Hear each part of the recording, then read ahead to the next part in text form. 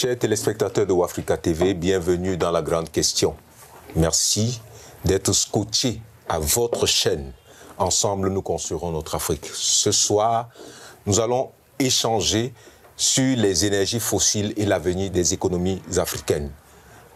Au fur et à mesure que les jours passent, que les années avancent, on va vers la fin de l'ère pétrole.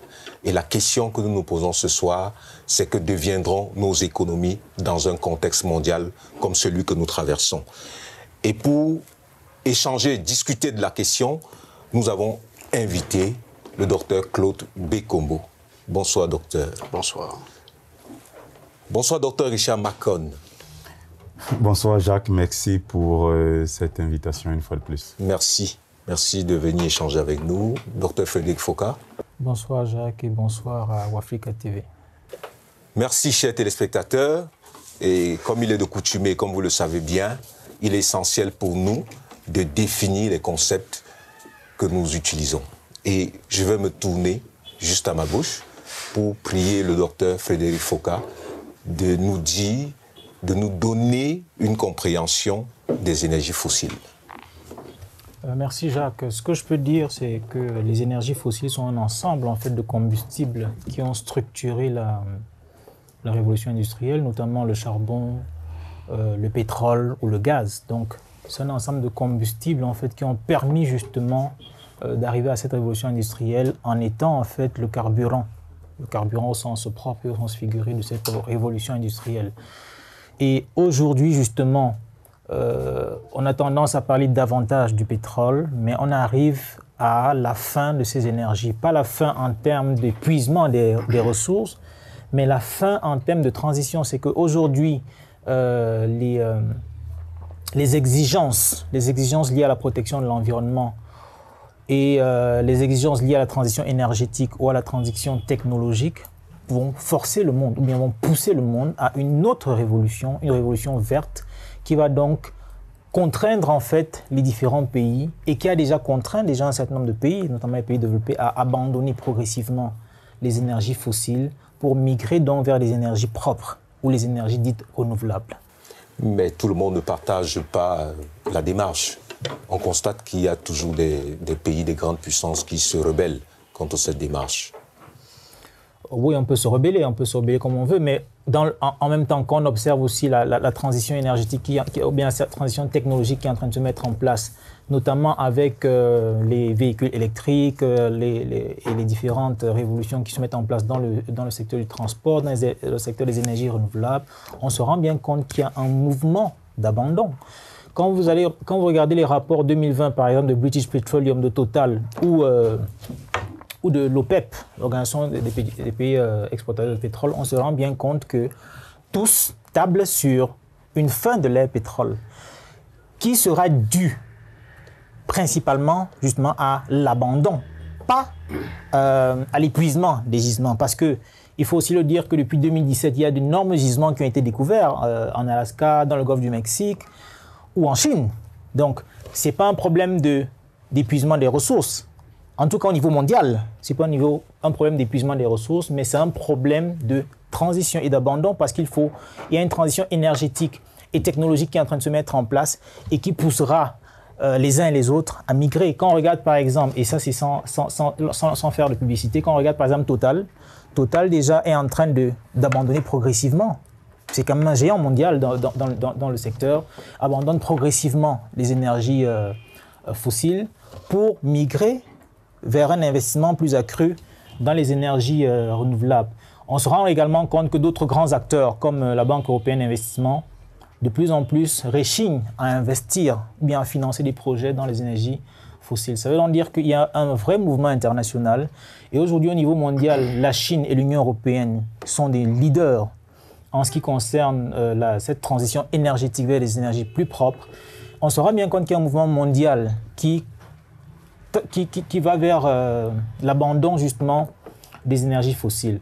Les plus pessimistes tablent sur 2030 et les plus optimistes tablent sur 2050. Mais ça va arriver. Donc, je veux dire que tôt ou tard, on va devoir sortir de ces énergies-là. Maintenant, le problème, si vous permettez cette digression, le problème qui se pose en Afrique, ce n'est pas simplement un problème d'abandon, c'est surtout un problème d'épuisement. Parce qu'il y a de nombreux pays, notamment certains dans le golfe de Guinée, qui verront leurs réserves être épuisées d'ici 10 ans. Donc, on est toujours sur les 2030, maximum 2040, mais il est important aujourd'hui de penser cet abandon des énergies fossiles-là pour passer dans des énergies renouvelables. Ce n'est pas une question de pessimisme, c'est une question de réalisme. Dr Claude Bekombo, quel avenir pour l'Afrique, vous qui êtes diplomate dans un contexte comme celui-là? L'Afrique sans pétrole, quel est notre avenir? Merci beaucoup pour la question. Alors, la question des énergies renouvelables en Afrique se pose différemment qu'elle se poserait dans d'autres espaces de l'espace international. Parce qu'il y a des découvertes en ce qui concerne les gisements de ces énergies fossiles-là dans d'autres territoires que l'Afrique. Les découvertes des gisements ne sont pas courants. C'est-à-dire que ce n'est pas tous les jours qu'on vous annonce que tel pays a découvert un gisement, parce que ça coûte quelque chose de faire des recherches pour pouvoir découvrir des gisements. C'est déjà un investissement pour un État que de se mettre à faire de la recherche pour découvrir les gisements. Et ça appelle à avoir une technologie particulière pour le faire. Donc, dans ce marché de la recherche des gisements, l'Afrique doit encore une fois de plus se retourner vers d'autres expertises qui coûtent excessivement cher. Ça, c'est la première chose qu'il faut mettre en lumière. Alors, la deuxième chose qu'il faut mettre en lumière, c'est que, effectivement, en ce qui concerne donc la réalité, c'est-à-dire que l'existant de ces énergies fossiles en Afrique, c'est-à-dire que la cartographie de ces énergies fossiles, on constate que l'existant, comme l'a dit le premier panéliste qui a pris la parole tout à l'heure, le docteur Foga, l'existant permet de tabler sur les différentes études vers une fin, si on continue à ne tabler que sur ces énergies fossiles-là, vers 2030. Alors, l'Afrique doit, comme l'a dit le docteur Foga, l'Afrique doit essayer de penser un système d'énergie renouvelable. Bon, dans la question de migrer de l'énergie fossile vers l'énergie renouvelable, l'Afrique fait aussi face à d'autres problématiques. Parce que c'est aussi une question de moyens. Même si, comment dire, c'est une posture, c'est une route qu'on doit prendre, on ne va pas oublier qu'il y a d'autres problèmes qui se posent à l'Afrique, et essentiellement les problèmes de développement qui se posent à l'Afrique. Et effectivement, c'est une voie à suivre parce qu'effectivement, 2/3 des réserves mondiales d'énergie fossile se trouvent au Moyen-Orient. L'Afrique n'est donc pas, pour l'instant, au vu des découvertes des gisements et tout, l'Afrique n'est donc pas une place forte de production de ces énergies fossiles. Et elle n'a pas non plus la technologie pour la quête et pour l'exploitation, parce que ce sont des énergies qui nécessitent, après découverte, un processus de transformation. Et on sait très bien que le tissu industriel en Afrique, ou même le tissu de transformation de ces énergies-là, l'Afrique a très peu de technologie, à quelques exceptions près des pays en Afrique comme l'Afrique du Sud, ainsi de suite, qui ont une certaine capacité. Les autres pays sont tentés d'attendre que les matières fossiles transformées leur reviennent d'une autre façon. Donc il y a plusieurs problèmes que l'Afrique doit gérer en ce qui concerne ces questions d'énergie fossile. Ça pose donc le problème de la posture stratégique de l'Afrique. Mais quand je dis Afrique, il faut bien segmenter, parce que les problèmes de gestion d'énergie fossile ne se posent pas de la même manière en Afrique du Nord, en Afrique australe, donc l'Afrique du Sud, et en Afrique subsaharienne, c'est-à-dire ce qu'on peut considérer comme l'Afrique subsaharienne. Donc il y a un certain nombre de problèmes qui, je pense que le déroulé de l'émission va nous permettre de revenir sur chacune de ces problématiques de manière un peu plus précise. Docteur Richard Makon, nous allons bientôt sortir du pétrole. Le monde est en train de sortir du pétrole alors que jamais nous n'ayons maîtrisé les usages du pétrole. Comment vous comprenez cela? Je crois que je voudrais d'abord dire que je me sens totalement relayé dans les propos qui ont été tenus par les docteurs Frédéric Foka et Claude Bekombo. Pour dire que La première chose qu'il me convient de faire d'emblée, c'est déjà de mettre un lien entre énergie et évolution de l'économie mondiale. Vous savez que l'économie mondiale a beaucoup évolué ces dernières décennies, on peut même dire ces derniers siècles. Nous sommes partis d'abord d'une économie de la découverte, avec la découverte des grands continents. Toute une activité économique s'est greffée à la découverte des continents par les États, qui allaient donc, grâce aux évolutions de la navigation, découvrir de nouveaux continents. Et dans ces mouvements migratoires et de découverte, c'est greffé à la fois des activités scientifiques, des découvertes des plantes médicinales en l'occurrence, de compréhension de l'évolution de l'univers, mais aussi d'importants travaux scientifiques en termes de cartographie. La plupart des cartes que nous avons aujourd'hui, et d'ailleurs c'est pour ça que de nombreux scientifiques les contextent et démontrent par exemple que la carte que nous avons de l'Afrique n'est pas une carte qui est vraie, elle n'est pas juste. Elle a été élaborée à un moment où le développement technologique ne permettait pas d'affiner vraiment la précision des contours des différents espaces. Et donc, dans cette découverte-là, se greffait un certain nombre d'activités économiques, la vente, par exemple, du sel, la vente des épices, la vente des métaux précieux. Cette économie de la découverte a été remplacée progressivement par l'économie des découvertes scientifiques et techniques. Tout le fameux choc technologique, boom technologique de la fin du début du 19e siècle, qui a aussi connu, surtout en Europe, des grandes luttes entre à la fois les consuméristes et les physiocrates, toutes ces oppositions théoriques en matière de théorie économique sur la compréhension de quelles étaient les ressources fondamentales qui pouvaient permettre à une économie de se développer, pendant que les uns défendaient l'idée que l'or était la ressource capitale. Les autres considéraient que c'était par l'agriculture que les sociétés pouvaient se développer. Il faut donc situer l'importance de l'énergie dans cette transformation de l'économie. Parce que l'énergie doit d'abord être comprise dans son sens physique du terme, comme étant d'abord une force qui permet de modifier une structure, de modifier un état, une force qui permet de transformer la façon dont on considère le travail et la façon dont le travail est capitalisé par les différents acteurs de l'économie comme étant un moyen de production de la richesse. Donc l'énergie est donc utilisée d'abord de façon très élémentaire par les ménages, par le phénomène de l'électrification. C'est-à-dire qu'on utilise l'énergie pour créer aussi une source d'énergie d'alimentation qu'on appelle l'électricité, qui permet aux ménages de pouvoir travailler, pouvoir faire face aux besoins élémentaires, et qui permet aussi cette électricité aux industries de pouvoir tourner. Cela me permet de faire un second lien entre énergie et mondialisation, pour dire que ce qui caractérise la mondialisation, en tout cas néolibérale, c'est son inscription dans le champ économique et l'importance que l'industrialisation occupe dans l'univers de la mondialisation. Et quand on dit industrialisation, on dit forte capacité de production, parce que pour certains, le développement n'est que l'industrialisation. Et l'industrialisation, c'est la capacité de multiplier la production des biens et services, surtout les biens usuels, qui permettent donc à l'économie de se développer par la multiplication des différents biens qui permettent la commercialisation. Et cette industrialisation renforce la lutte, la compétitivité entre les territoires pour offrir un meilleur environnement aux entreprises pour prospérer, et une compétition aussi entre les entreprises qui doivent toujours produire à moindre coût en cherchant à maximiser leurs bénéfices. Et donc dans cette bataille pour produire à moindre coût, l'énergie occupe un rôle central.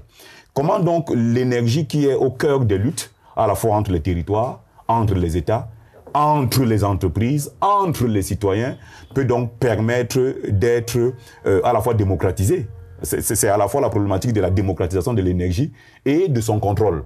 On est là donc dans une véritable position existentielle qui place aujourd'hui l'énergie comme étant le cœur de la mondialisation dans laquelle nous vivons. Comment donc l'Afrique, par rapport à son niveau de développement, peut se situer dans cette bataille de l'énergie et dans l'avenir qui a été tracé à grands traits avec beaucoup de dextérité par le docteur Foka et le docteur Bokombo. c'est peut-être la question que nous allons... C'est plus tard nous répondrons à cette question. Mais la question que je pose, c'est celle de savoir qu'est-ce qui peut expliquer le fait que nous soyons en train de sortir le monde soit en train de sortir du pétrole, alors que nous n'avons même pas encore eu la maîtrise, nous en tant qu'Africains, la maîtrise de cette énergie-là. Je crois que les propos du docteur Foka et du docteur Bokombo avaient déjà, il me semble, répondu à cette question. Au moment où les pays africains deviennent indépendants, le monde est déjà à ce qu'on appelle la deuxième mondialisation. C'est-à-dire que nous sommes devenus indépendants au moment où le monde avait déjà connu un certain nombre de révolutions. Nous avons été l'objet du commerce, de l'évolution de l'économie du commerce mondial. Parce que après avoir vendu les épices, on a vendu les êtres humains et c'est nous qu'on a vendus. Et donc, nous sommes devenus indépendants lorsque les révolutions scientifiques et technologiques s'étaient déjà opérées. Lorsque le monde entrait déjà en plein cœur dans l'économie des services et que l'économie des transformations technologiques était déjà passée. Aujourd'hui, on est entré dans une forme d'affinement des technologies. C'est à ce moment-là que nous devenons indépendants. Nous devenons indépendants et nous lançons un grand mouvement. À Bandung, en 1955, on a appelé le mouvement des non-alignés, qui avait pour ambition de contester l'ordre économique tel qu'il était configuré et proposer ou imposer un nouvel ordre économique mondial. Nous sommes donc entrés avec un certain nombre de désavantages, de retards, qui font qu'en réalité, pendant que les autres discutent aujourd'hui d'énergie renouvelable, nous sommes encore au niveau de la compréhension même de l'usage, de la façon dont on exploite, l'on produit, l'on commercialise les énergies fossiles. Si vous regardez la configuration de nos économies aujourd'hui et l'implantation des grandes entreprises qui exploitent l'essentiel de ces ressources-là, elles sont des entreprises étrangères. Il n'y a presque pas de société nationale si vous enlevez, si vous excluez par exemple le Nigeria où il y a des entreprises locales qui ont la technologie aujourd'hui pour par exemple faire l'exploration des sous-sols, l'exploration du sol, pouvoir exploiter pour le compte du budget national les ressources de ces pays. Nous, aujourd'hui, la plupart des entreprises, que ce soit les Pecten, que ce soit les Total, que ce soit les autres entreprises qui opèrent dans ces différents secteurs, c'est des entreprises étrangères. Même notre entreprise nationale qui est chargée de la raffinerie, notre raffinerie ne raffine pas le pétrole camerounais. C'est-à-dire qu'on est venu installer une industrie qui est un éléphant blanc. On a installé une entreprise au Cameroun qui exploite le pétrole étranger, mais ne peut pas exploiter le pétrole camerounais. Donc, nous sommes encore au niveau où nous cherchons à comprendre comment même on exploite, on développe l'infrastructure et le développement des énergies fossiles, qu'on nous annonce déjà la fin de l'ère des énergies fossiles. C'est pour ça que la question des énergies ne peut pas se poser en Afrique, comme elle se pose en réalité dans les pays développés. Nous devons donc aujourd'hui avoir construire une magistrature d'influence pour essayer de résister autant que faire se peut à ce grand bouleversement mondial parce que nous n'en avons ni les moyens ni les capacités. Toujours sur le plan historique, Dr Foka, nous avons signé le traité de non-prolifération nucléaire sans même savoir ce qu'était le nucléaire. Comment est-ce que l'Afrique entre dans le monde dans un contexte comme celui-là? C'est-à-dire qu'aujourd'hui, la question nucléaire, tout le monde ne peut pas parler du nucléaire. Le nucléaire, il y a comme une interdiction sur la question nucléaire et tout le monde ne peut pas en parler. Comment est-ce que vous lisez ça? Je crois qu'il y a quelque chose d'essentiel que disait Richard tout à l'heure. C'est un peu sur comment est-ce que nous entrons dans l'histoire du monde. Nous entrons en fait dans l'histoire du monde quand le monde est en marche. Oui. Et quand il est en marche depuis fort longtemps. Donc, nous suivons en fait un train dont nous ne maîtrisons ni la cadence, ni la destination, ni le rythme, ni rien. Donc du coup, on se retrouve souvent à adhérer à un certain nombre de conventions, juste en fait pour manifester notre existence au niveau international, ou bien juste pour manifester notre reconnaissance au niveau international. Et là, je parle bien de reconnaissance au sens très philosophique, où l'individu ou bien l'État veut être reconnu comme tel, il veut être reconnu dans son ego, dans son être.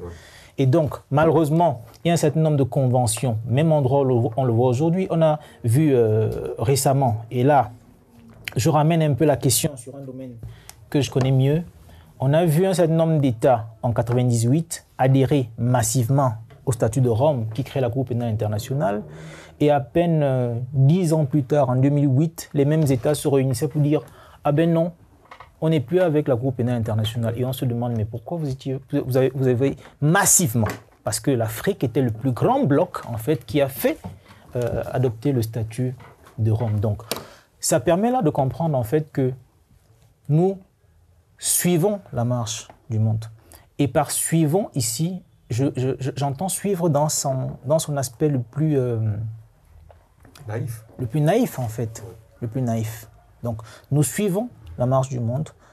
Et malheureusement, il arrive que le monde se configure sans nous et nous rentrons dans quelque chose que nous ne comprenons pas. Et aujourd'hui, par exemple, on le comprend bien parce que nous allons sortir de l'ère du pétrole parce que dans tous les cas, les autres auront décidé. Nous continuerons peut-être à avoir des capacités de production. Et effectivement, je suis d'accord avec Dr Claude Bekombo sur le fait qu'il est possible, parce que nous parlons actuellement, quand on parle de la fin des réserves en Afrique, nous parlons de l'existant. Il n'est pas exclu que demain, au large de quelques côtes ou bien dans l'interland, ici ou ailleurs, qu'on découvre de nouveaux gisements aussi importants que ce qu'on a vu en Alaska ou en Chine. Il n'est pas exclu. La question, c'est qui va les découvrir. En fait, vu que plus personne ne veut les explorer, nous n'allons pas pouvoir les découvrir. Ensuite, il se trouve également que nous ne sommes pas un marché, en fait, pour ces énergies. Parce que si vous regardez ici, on n'est pas un marché. On n'est pas un marché pour ces énergies. Du coup, la transition énergétique dont nous parlons se passe hors de notre espace. Il s'agit en fait de la réduction de la demande au niveau des pays développés, qui pourrait passer d'ici 2050 soit à moins 5%, soit à moins de 75%. Du coup, nous allons vendre nos énergies en concurrence avec les pays d'Afrique du Nord, en concurrence avec le Moyen-Orient, en concurrence potentiellement avec la Chine, la Russie, ou ceux qui exploiteront le pétrole en Alaska.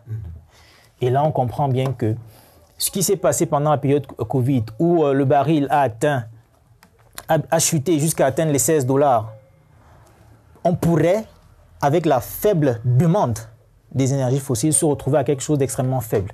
Malheureusement pour nous, nos économies, la plupart de nos économies, et là je parle de quelques pays, comme je dis, dans le golfe de Guinée, sont construites à 70, 80, 90% exclusivement autour de l'or noir. Une fois que nous n'allons plus vendre l'or noir, ou une fois que les autres auront décidé qu'ils n'en veulent plus, qu'allons-nous devenir? Dr Claude Bekombo, le monde consomme 95 millions de barils de pétrole par jour. La Chine consomme 14 millions. Si on fait la division sur les grandes puissances, on a envie de se dire les petits pays, permettez l'expression, n'ont pas droit à cet espace. Non, je ne pense pas que c'est comme ça qu'il faut adresser la question. Nous sommes dans l'espace international et dans l'espace international, le primat, c'est les rapports de force. Quand vous êtes un acteur rationnel dans l'espace international, vous essayez d'avoir une stratégie de puissance, soit directe, si vous estimez en avoir l'étoffe, soit alors vous avez des stratégies de multiplication de force en vous alliant à d'autres pour pouvoir faire porter votre voix d'une manière ou d'une autre. Donc, la question des pays africains, pour ne pas recommencer à être ceux qui entrent dans les conventions internationales, comme l'a dit Dr Foucault, fort justement par succession, parce que je pense que le Dr Issa Makon l'a indiqué. Après les indépendances en 1960, la majorité des États africains sont entrés dans les instruments juridiques, ont adopté les instruments, ont pris les instruments juridiques que soit le colon, soit la force tutélaire avaient déjà signé. Donc ils sont entrés par succession, par la technique de succession. Donc, leur avis ne comptait pas tellement.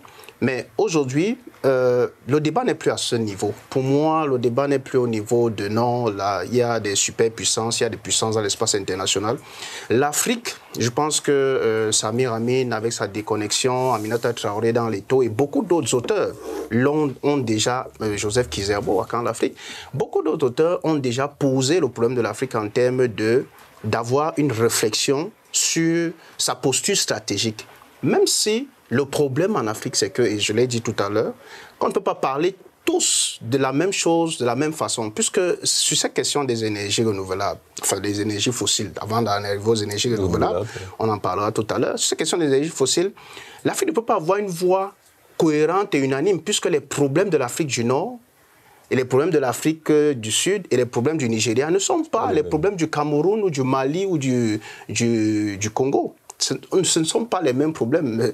Ils sont situés à des niveaux différents de recherche, de production et d'utilisation de ces énergies-là. Le docteur Foucault et le docteur Macron ont parlé fort justement de la connaissance, c'est-à-dire le niveau de connaissance des pays africains. Il faut dissocier les pays, je disais tout à l'heure qu'il faut dissocier les pays d'Afrique du Nord et les pays d'Afrique subsaharienne. Les pays d'Afrique subsaharienne n'ont pas inventé, sont entrés dans ces énergies-là par suivisme. Par suivisme, parce qu'effectivement, c'est ce qu'il fallait faire. On a construit un système de centrale nucléaire, un système de centrale, pardon, électrique, hydroélectrique. On a construit, on n'a pas pensé notre rapport à l'énergie. Le rapport de l'Africain à l'énergie. Parce que, voilà, nous vivons, prenons un exemple très simple, nous sommes dans des États où l'espace territorial n'est pas électrifié partout. Ça dit que la distribution énergétique n'est pas la même partout. Mais je pense que dans les villages, nous vivons. C'est vrai qu'on va peut-être dire qu'on fait une ode à un système social rétrograde. Non, je pense que dans nos villages, nous vivons. Parfois en utilisant le bois et toutes les autres sources d'énergie primaires. Je pense que dans nos villes africaines, la question de l'énergie se pose avec beaucoup d'acuité parce que nous vivons de temps en temps des coupures d'énergie, nous vivons de temps en temps du rationnement du gaz, nous vivons de temps en temps l'absence du charbon parce que justement les énergies fossiles, c'est soit le gaz, soit le pétrole, soit le charbon. Alors, nous avons parfois des pénuries de ces énergies-là, mais cela n'empêche qu'il y a une vie possible. Je ne vais pas développer, je ne vais pas dire que je suis altermondialiste, mais je suis sérieux. Il y a une autre vie possible au-delà de ces énergies que l'Afrique n'a pas assez, comment dire, épuisé, n'a pas assez. Voilà, il y a, certes, il y a le gaz. Il y a le gaz pour faire la cuisine, mais avant le gaz, je pense qu'on préparait. Et même à notre période moderne, et il y a des ménages où on a toujours des mets africains qui sont succulents parce qu'on les prépare avec un type d'énergie particulier. Ça pose des problèmes. On a l'impression que vous nous dites, bon, les énergies, on peut s'en passer. Non, le discours n'est pas un discours contre les énergies. Oui. Ce n'est pas un discours contre les énergies. Le discours est celui-ci. Comment est-ce que l'Africain, vous avez parlé de rapport de force et vous avez parlé de l'espace international. Dans la Chine dont vous avez parlé tout à l'heure a certes un système qui permet de se projeter sur l'international, mais la Chine a aussi un système culturel qui protège. Et d'ailleurs, nous voyons très bien avec son expansion extérieure que la Chine veut déjà transposer ce système-là dans d'autres espaces. Oui. Mais ne fuyons pas le débat de fond. C'est que par rapport aux énergies, l'Afrique a aussi un système culturel à défendre. Je ne vois pas, à titre personnel, peut-être qu'on va me traiter de rêveur, mais je ne vois pas à titre personnel pourquoi est-ce que on ne peut pas construire des maisons avec un système de cuisine ou un système de cuisson avec le feu de bois. Ça va poser le problème du charbon et tous les autres problèmes, oui. C'est le tout énergie, c'est le suivisme du tout énergie qui nous amène dans la situation actuelle où le tout énergie, justement, vous ne maîtrisez pas la technologie, c'est l'énergie des autres, c'est les autres qui savent comment faire l'exploitation et comment l'utiliser. Vous n'en savez rien. C'est la raison pour laquelle quand les autres décident que le tout énergie est nocif parce que ce tout énergie par combustion produit des gaz à effet de serre, parce que c'est ça le gros problème. Et c'est là, c'est à ce niveau que l'Afrique intervient. C'est à ce niveau que ça pose problème pour l'Afrique. Parce que c'est les autres qui ont décidé que non, ces énergies-là, ça produit du CO2, ça produit des gaz à effet de serre. Il faut, et la couche d'ozone est en danger. Et la couche d'ozone est en danger, l'Afrique n'est pas sur une île, l'Afrique est dans l'espace international. Puisque c'est eux qui ont des instruments pour mesurer. Oui. Nous n'en avons pas. Effectivement, nous sommes d'accord. Donc le problème de l'Afrique, c'est moi la question que je pose. la question que j'ai toujours posée, pendant toutes les COP, c'est au nom de quoi certains pays ont utilisé, je suis d'accord avec le docteur Foucault, avec le docteur Macron, oui, nous sommes arrivés en retard. Je suis tout à fait d'accord avec cette posture. Nous sommes arrivés en retard. Mais au nom de quoi certains peuvent construire des centrales nucléaires, certains peuvent maintenir des centrales nucléaires et empêcher à des pays qui ont des besoins énergétiques urgents, qui ont besoin aussi de se développer, parce qu'ils se sont développés en passant par cela, par l'industrialisation. Au nom de la puissance. Nous ayons un débat, décomplexé autour de ces questions. Oui. Ayons un débat décomplexé. C'est parce que les énergies fossiles créent des problèmes environnementaux qu'il y a cette réflexion de penser d'autres types d'énergie, des énergies renouvelables. Et c'est la raison pour laquelle je dis l'Afrique a son mot à dire. Parce qu'effectivement, les autres sont développés. Et l'Afrique ne l'est pas. Et pour donc avoir un développement sur la base des énergies renouvelables, si vous n'avez pas maîtrisé le développement sur la base des énergies fossiles, et qu'il y a les énergies renouvelables qui vont supplanter les énergies fossiles, comment est-ce que vous allez opérationnaliser une stratégie de développement sur les énergies renouvelables dont l'idée ne vient pas de vous? Donc nous sommes encore en train de partir, excusez-moi, ne me traitez pas d'africaniste primaire ou quoi que ce soit, mais je suis simplement en train d'analyser une situation qui se passe dans l'espace international, et ça pose le problème fondamental. Le problème fondamental de cette transition dont parlait le docteur Foucault, c'est qu'est-ce que dit l'Afrique? Est-ce que l'Afrique a un mot à dire? On a dit à l'Afrique que les énergies fossiles créent des problèmes environnementaux.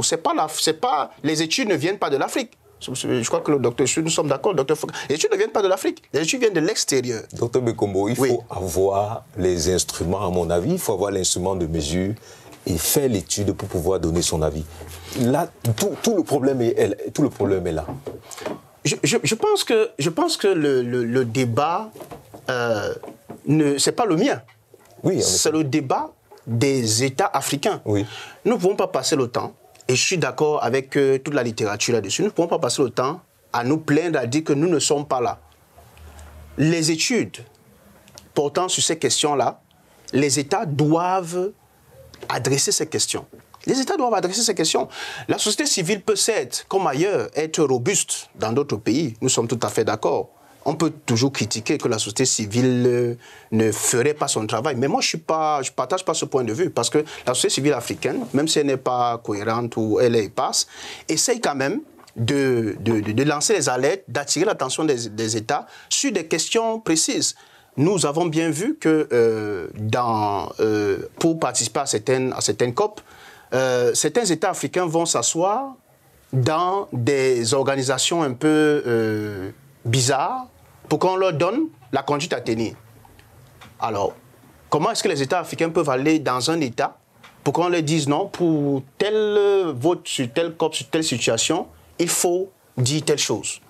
En 2015, en 2017, c'est particulièrement inadmissible. C'est de ça qu'il s'agit, c'est de ça qu'on parle. Sur la question des énergies renouvelables, c'est des questions de relations internationales, mais c'est des questions avant tout de politique, de stratégie politique des États. Et les États peuvent émettre des avis, même si les avis ne sont pas suivis. Bon, l'Union africaine, et pire encore, c'est-à-dire que l'Union africaine se retrouve dans une situation où, avec d'autres États africains, ils vont requérir un point de vue pour aller intervenir dans les différentes COP. Ça, c'est des choses qu'il faut changer parce que nous pensons qu'avant de faire des recherches et tout, on peut avoir un point de vue. L'Afrique peut réfléchir à cela. Et il n'y a pas la réflexion là-dessus. Sauf que ce serait peut-être empirique. Docteur Macron, est-ce que vous pensez que la question écologique est idéologique? Ce sera à peu près ça le deuxième moment de notre échange. Est-ce que la question est idéologique? Je rappelle que par rapport à cette question, il y a des sceptiques qui pensent que la planète s'échauffe parce que ça rentre dans la logique normale du déroulement de la planète. C'est-à-dire que si la planète est née un jour elle mourra. Donc, est-ce que vous voyez une dimension idéologique de la question qui pourrait marginaliser les plus petits pays? Je pense que ce n'est pas à exclure. ce n'est pas à exclure, mais il y a quand même des faits qui me semblent participer d'une constance. Nous assistons aujourd'hui à des véritables dérèglements. Est-ce que ces dérèglements sont de faible amplitude? Je ne sais pas. Quand j'étais plus jeune, il y avait un minimum de certitude quant au début et à la fin des saisons.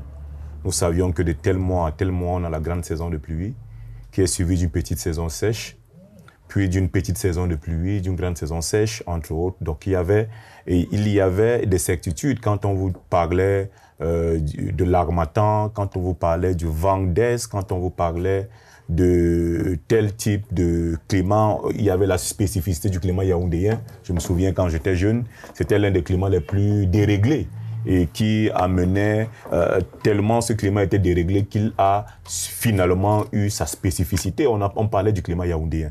Et aujourd'hui, une trentaine d'années plus tard, on sent bien que les choses ont changé.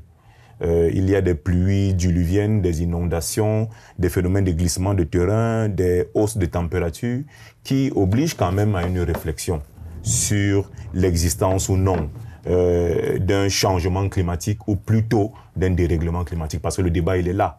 Les pessimistes disent, les sceptiques qui parlent de l'existence d'une véritable de postures idéologiques en matière de climat disent qu'il y a plutôt des dérèglements et non des changements. Ils estiment que les changements doivent être constatés sur des siècles, pratiquement, alors que les dérèglements, c'est vraiment des décennies. Et que ce que nous subissons aujourd'hui ne sont pas des changements. Parce que les changements, c'est ceux qui ont permis qu'il y ait des grands cataclysmes, qui ont amené, par exemple, la disparition des dinosaures et certaines espèces. Que nous n'en sommes pas là. Que ce que nous vivons, c'est des petites fluctuations climatiques qui sont dues à la fois à nos modèles de production, à nos modèles de société, à nos façons de vivre et à l'évolution normale à la fois des rapports entre les êtres et du cosmos. Et que ce sont des fluctuations du climat, des évolutions du climat, des dérèglements climatiques, mais pas des changements climatiques. Parce que changement, c'est des braquages à 90 degrés, que nous n'en sommes pas là. Très sincèrement, je n'ai pas assez d'instruments techniques pour entrer dans ce débat. Mais ce qui est certain, c'est que la mondialisation, elle est idéologique. Tout à l'heure, lorsque le docteur Bekombo demandait au nom de quoi les gens vont empêcher que l'Afrique se développe, alors que ceux-là ont profité d'un certain contexte pour se développer, j'ai dit au nom de la puissance, au nom du rapport de force. Parce qu'en réalité, la question de l'énergie doit être rentrée ou située dans la question du modèle de développement. Vous ne pouvez pas parler d'énergie sans avoir adressé au préalable la question du modèle de développement. C'est comme en réalité parler des parpaings, parler de la toiture, alors que vous n'avez même pas encore défini le plan de la maison. C'est lorsque vous avez défini le plan de la maison que vous savez, que vous allez commencer à anticiper sur le type de porte, sur le type de matériaux que vous allez utiliser, sur le type de toiture. C'est parce que vous avez défini au préalable la maison que vous voulez, que vous allez dire qu'à tel endroit, au lieu d'utiliser de la pierre, nous allons utiliser des briquettes. Notre défi aujourd'hui, c'est de pouvoir être en capacité de s'élaborer un pacte de civilisation et de se doter d'un projet de société. Projet de société encore appelé trivialement modèle de développement. Qu'est-ce que le développement pour nous? Qu'est-ce que le progrès pour nous? Comment faire pour nous développer si nous estimons que c'est l'horizon qui est le nôtre? Parce qu'il faut rappeler que le terme développement est un terme idéologique qui renvoie à la perception que les sociétés occidentales ont du progrès. C'est donc en réalité une imposition au monde entier de leur définition du progrès qu'ils ont appelé le développement. Nous devons arriver à nous dire, voici notre propre modèle de progrès. C'est lorsque nous serons arrivés à ce stade que nous estimerons que nous sommes une société qui a progressé. Et pour ce faire, nous aurons besoin de l'énergie. De quel type d'énergie aurons-nous besoin? Aujourd'hui, nous sommes dans l'approche top-down. Nous voulons des écoles. Nous demandons à nos partenaires, ils nous donnent des écoles. Nous avons besoin d'énergie, ils nous donnent des barrages. Sans chercher à savoir si les modèles que l'on nous propose sont adaptés avec nos besoins et nos attentes. Il y a des maisons qui n'ont pas besoin d'électrification. Je lisais encore en début de semaine ce chiffre du ministère de l'Énergie, de l'eau et de l'énergie qui est disponible sur Internet. Le ministère de l'eau et de l'énergie nous informe qu'en termes de besoins de financement, le Cameroun a besoin de 874 milliards pour desservir 9000 localités d'énergie électrique. C'est à se demander ce que les deux régimes ont fait pendant plus de 60 ans. Nous avons encore besoin aujourd'hui, en termes d'électrification rurale, d'alimenter 9000 localités. Et c'est pratiquement 1000 milliards dont on a besoin. On ne se pose pas la question de savoir si c'est l'énergie électrique qui est la meilleure. Nous sommes encore en train de perpétrer un modèle que nous avons hérité sans se poser les bonnes questions. Il y a des maisons qui n'ont pas besoin de l'énergie électrique, de l'énergie hydroélectrique, qui peut fonctionner uniquement par le solaire. Il y a des maisons qui sont construites avec des briquettes, avec de la terre, qui sont des régulateurs thermiques, qui utilisent très peu d'énergie. Donc lorsque nous aurons défini notre modèle de progrès, nous saurons quel type d'énergie nous aurons besoin. Je prends l'exemple des véhicules. Chacun d'entre nous ici a un ou plusieurs véhicules. Nous subissons la décision en termes d'énergie qui est prise par les industriels qui fabriquent ces véhicules. De plus en plus, nous qui avons des véhicules diesel, on nous annonce que vous n'aurez plus de véhicules diesel bientôt. Nous allons subir, que nous le voulions ou pas, la transition énergétique parce que nous ne sommes pas industrialisés. Nous aurons besoin de véhicules. Aujourd'hui, vous avez des véhicules hybrides qui arrivent ici et qui commencent à remplir les garages. Parce que dès qu'il y a un problème dans ces différents véhicules, on n'a pas la technologie pour résoudre, pour réparer. Nos principaux mécaniciens continuent à travailler sur des modèles de véhicules qui datent entre 1940 et pratiquement 2000. Après, les véhicules qui datent d'après 2000 ont de nombreux problèmes dans la plupart de nos garages. Il faut aller auprès des garages chinois ou aller au niveau des garages français pour trouver parfois les pièces de rechange. La plupart des véhicules aujourd'hui qui sont vendus, avec lesquels il y a des bonus, bonus ceci, malus, bonus ceci dans les différents, ce sont des véhicules qui sont déjà aujourd'hui en train de passer aux énergies propres. Demain, ce sont des véhicules qui vont arriver en Afrique, qui vont donc nous obliger, qu'on le veuille ou pas, à nous adapter à ces nouvelles énergies. Donc la question fondamentale aujourd'hui est de se demander quel modèle de développement pour l'Afrique d'aujourd'hui et de demain. Quand nous aurons répondu à cette question, on sera obligé de se poser ensuite la question de savoir quel type d'énergie pour alimenter notre modèle de développement de société. Et je pense que ce que le docteur Bekombo dit est extrêmement important. Nous sommes à peu près sûrs, à peu près certains que du fait des rapports de force mondiaux et du fait de notre retard technologique, nous allons subir les énergies renouvelables. C'est sans contexte. Quand il n'y aura plus des véhicules, lorsque la Suisse, l'Allemagne, la France, les grands fournisseurs de véhicules d'occasion auront décidé que dorénavant, les véhicules essence et les véhicules diesel ne sortent plus de notre territoire, ils sont systématiquement détruits, nous aurons besoin de véhicules. Et lorsque nous aurons besoin de véhicules, nous allons prendre des véhicules électriques ou des véhicules avec d'autres sources d'énergie considérées comme des sources d'énergie propres. À ce moment-là, qu'on le veuille ou pas, nous allons opérer à l'interne des modifications industrielles nous permettant de pouvoir nous approprier de ces énergies pour pouvoir faire fonctionner nos entreprises et nos industries. Il faut donc être dans l'anticipation aujourd'hui en se demandant quel modèle de développement pour quel type d'énergie. Je crois que c'est la question fondamentale que nous devons pouvoir adresser aujourd'hui. Nous avons l'éolienne, nous avons le solaire, nous avons l'énergie hydroélectrique. Avant de rentrer dans les débats de savoir si la question climatique, la question environnementale, la question des énergies sont des questions idéologiques, évidemment elles sont idéologiques, mais pas que. qu'est-ce que nous faisons donc pour nous adapter aux mutations du monde, celles dont nous n'avons pas la capacité, auxquelles nous n'avons pas la capacité de résister. La question de l'énergie me semble être une question déterminante. Nous allons la subir. Je sors par là, la plupart des équipements qui alimentent nos industries, que ce soit l'industrie du bois, que ce soit les agro-industries, sont des équipements, des machines que nous achetons en Occident, qui fonctionnent avec un type d'énergie.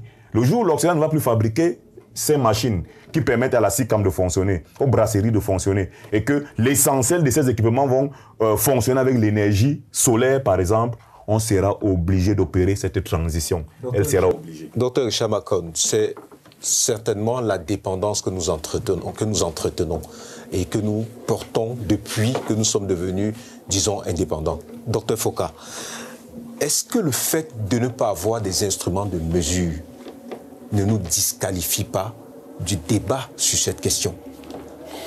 Est-ce que ça suffit de dire, de donner son opinion, disons ça comme ça, son opinion en face des gens qui ont utilisé des outils scientifiques pour mesurer et nous dire voilà, la Terre s'échauffe.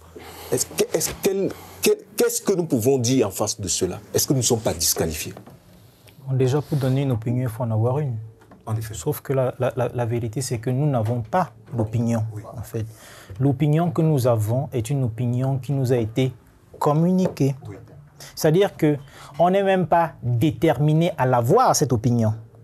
Mais on la reçoit. Maintenant, je vais juste dire que, effectivement, tout ce que nous mobilisons ici comme chiffres ou comme tendances sont des tendances qui sont essentiellement extra-africaines. Je veux dire que la plupart des rapports que nous lisons sur le réchauffement, sur nos capacités de gisement, sur ceci ou cela, ne sont pas africains. Forcément, quand vous ne pouvez pas vous-même, par la science, par la connaissance, par un certain nombre d'outils, être capable de vous former votre propre opinion, malheureusement, vous allez soit subir, au pire des cas, celle des autres, soit au mieux l'épouser, pour se donner au moins l'impression qu'on participe. Tout ce qui a été dit ici est très vrai, c'est que sans ces instruments, nous sommes donc condamnés à subir ce qui se passe ailleurs. Tout à l'heure, le docteur Bekombo parlait des premières énergies africaines qui sont bâties en fait sur le bois de chauffe. Mais aujourd'hui, les différentes COP nous ont amenés à des théories sur la déforestation. Donc, on interdit aujourd'hui, ou bien on encourage en fait. Il y a des programmes qui sont mis en place justement pour lutter contre la déforestation. Des programmes auxquels souscrivent les États africains, qui concernent donc la reforestation, c'est très bien, oui, mais qui limitent également l'exploitation en fait des forêts, que ce soit en termes de grumes ou en termes de bois de chauffe. Du coup, vous avez déjà là détruit un modèle culturel. Parce qu'effectivement, ça peut sembler banal, mais dans notre culture, il est clairement admis qu'il n'y a qu'au feu de bois qu'on ferait certaines choses. Donc, c'est un modèle culturel qui est détruit. Secondement, quand on nous parle de la couche d'ozone, forcément, on ne vit pas isolé du monde. Donc, s'il y a un jour un trou dans la couche d'ozone, elle touchera l'Afrique. Mais qu'est-ce qui nous permet de l'affirmer, nous? Rien. Donc, du coup, nous sommes obligés donc de subir, de croire. Et vous savez bien que l'Africain ne fait que subir des croyances, qu'elles soient religieuses ou environnementales ou autres. Du coup, la question écologique, et celle que vous posiez tout à l'heure, elle peut paraître donc essentiellement idéologique. Parce que la science, comme la connaissance, peuvent avoir leur bon côté et leur mauvais côté. Je ne dis pas que les chiffres avancés sont faux. Je dis simplement que la science peut maintenant être mobilisée à des fins idéologiques. Parce que tout à l'heure, nous parlions du modèle de développement, du modèle énergétique. Si jamais, en 60, nous étions posé la question des énergies, nous serions arrivés à la conclusion la plus évidente. L'évidence même en Afrique serait donc le solaire. Parce qu'aujourd'hui, nous migrons vers le solaire, vers l'hydroélectrique, vers l'éolien. J'ai juste envie de dire, regardez la carte du Cameroun et voyez le nombre de cours d'eau. Regardez le niveau regardez le niveau d'insolation en Afrique subsaharienne et regardez les vents. Donc, si on n'avait posé jamais la question, nous aurions migré vers ce débat-là.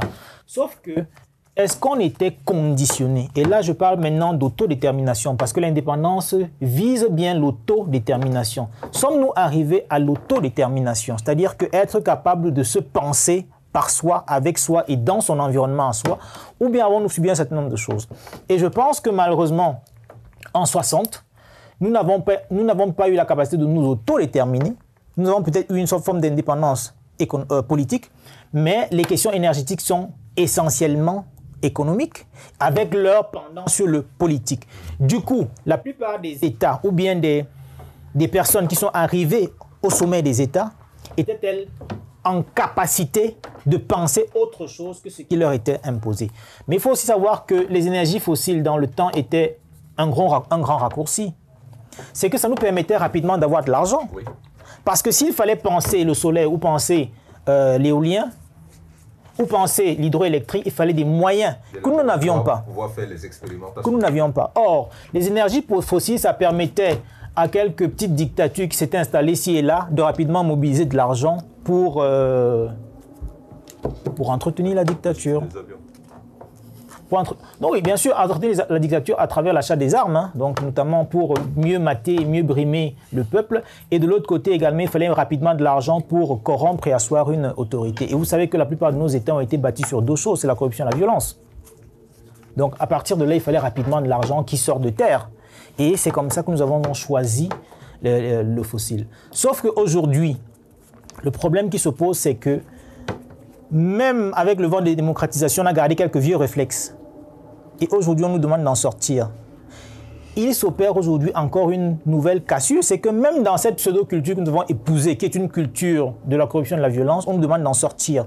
La question, c'est qu'aujourd'hui, il y a une question économique claire qui se pose, c'est que nous allons migrer vers les énergies renouvelables.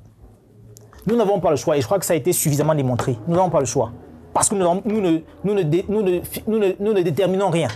Nous subissons. Nous n'avons pas le choix. Maintenant, comment allons-nous sortir de ces économies qui permettaient d'entretenir un certain nombre de systèmes rentiers, alors que nous n'avons pas les moyens de penser autre chose? Et même pas de contester ce qui est.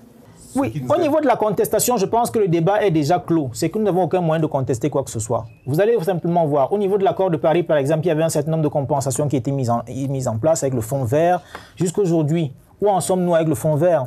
Nous allons arrêter d'exploiter les ressources naturelles, notamment forestières, mais où est le niveau de compensation, justement? Parce que il faut être j'admets qu'on est dans le bassin du Congo, le second poumon mondial, mais pour ne pas exploiter, et Richard le disait tout à l'heure, c'est que, en fait, les autres ont exploité les énergies fossiles pour se développer. Nous voulons également exploiter ce que nous avons pour nous développer. On dit non. Mais la question, c'est quel est le niveau de compensation? Est-ce que c'était un mécanisme qui était en fait juste une illusion ou bien c'était un mécanisme réel? Donc je pense qu'au niveau de la contestation, le problème ne se pose plus. La question maintenant, c'est que nous avons une question économique qui va se poser. C'est que la plupart des économies vont cracher parce qu'elles n'auront plus de quoi être alimentées, puisqu'elles sont construites et structurées autour des énergies fossiles. Et malheureusement, également, ça signifiera le crash de nombreux systèmes ou de nombreux régimes politiques, puisqu'il n'y aura plus les moyens d'entretenir le système qui a été mis en place, notamment un système rentier, un système de corruption, un système de violence. On a envie de dire c'est tant mieux. Mais c'est pas tant mieux parce que si le crash politique signifiera également... En fait, le crash politique surviendra après le crash économique. Dans tous les cas, je veux dire que si on a tous faim, c'est pas le meilleur des mondes. Il y a certains qui vous diront mieux vaut avoir faim avec une dictature que avoir faim avec le dictateur. Donc, c'est pas le meilleur des mondes. La question maintenant, c'est comment est-ce que nous repensons? Et là encore, on revient à quelque chose de fondamental qui n'a pas été fait en 60. C'est que est-ce qu'aujourd'hui, les jeunes chercheurs, les jeunes politiques, quand il y aura les jeunes politiques, est-ce que les jeunes politiques seront prêts demain à penser un nouveau système qui permet donc de diversifier suffisamment l'économie pour ne plus dépendre des chocs ou bien des mouvements qui viennent d'ailleurs, en pensant donc des énergies africaines, en pensant donc des systèmes économiques africains, en pensant donc un modèle de développement africain. Pour moi, ce sont là les questions fondamentales. Docteur Claude Bekombo, quel Africain pour le nouveau modèle de développement dont parlait le docteur Richard Macon? Comment est-ce qu'on réussit? Parce que les énergies fossiles, on nous a dit, il faut dire les choses telles qu'elles sont, vous laissez tomber. Maintenant, c'est les énergies renouvelables. Nous allons y aller. Maintenant, quelle attitude, en tenant compte que après les énergies renouvelables, on aura peut-être des énergies renouvelées, forcément. Comment est-ce qu'on réussit à trouver le cerveau qui nous permet de nous approprier notre contexte avec ses réalités pour un modèle propre de développement? Wow. Ça, c'est une question très intéressante. Alors, je peux m'adosser sur d'abord Jean-Marc est là, puisqu'on est en train de parler de quel Africain en termes d'épistémologie de la transgression. C'est-à-dire qu'il faut un Africain qui prend une distance assez importante avec les construits et les pensées venues d'ailleurs. Et je m'adosserai aussi sur Franck Fanon dans Peau noire, masque blanc, pour dire qu'il faut cet électrochoc civilisationnel pour que l'Africain se pose la question sur son identité. Qui est-il? Enfin, vous posez la question, vous avez parlé d'Africains. Est-ce que je me sens une communauté de pensée, une communauté de vie avec l'Égyptien, avec le Sud-Africain, avec le Nigérien, peut-être avec le Sénégalais? À titre personnel, je n'en sais rien.